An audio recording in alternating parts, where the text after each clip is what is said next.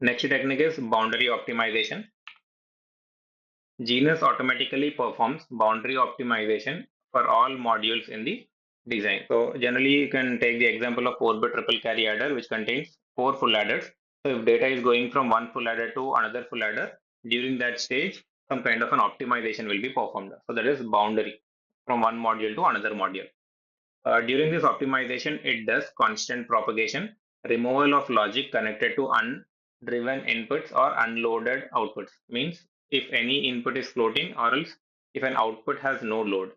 Next, collapsing equal or opposite hierarchical pins, hierarchical pin inversion or rewiring of equivalent signals. The boundary optimization should not be disabled unless it is needed to resolve formal verification issues. So remember this point. By default, this will be enabled. If you check any run.tcl files while performing synthesis by using Cadence Genus, this will be enabled by default. If needed, this can be disabled selectively at module level or at pin level with the following attribute.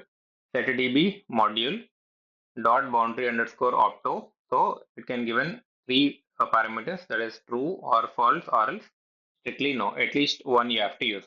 Next is setDB, and here you can give either module name or else hierarchical pin, and the same you have to give dot boundary optimize constant hierarchical pins.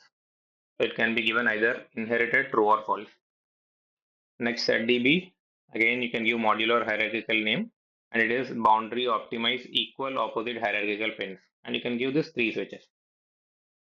Next again setDB, either you can give module or hierarchical name, boundary optimize feed through hierarchical pins, followed by these three. And the last one is boundary optimize inverted hierarchical pins, and you can give the following three switches. So in this manner, you can either enable or disable boundary optimization selectively, but make sure by default it should not be disabled.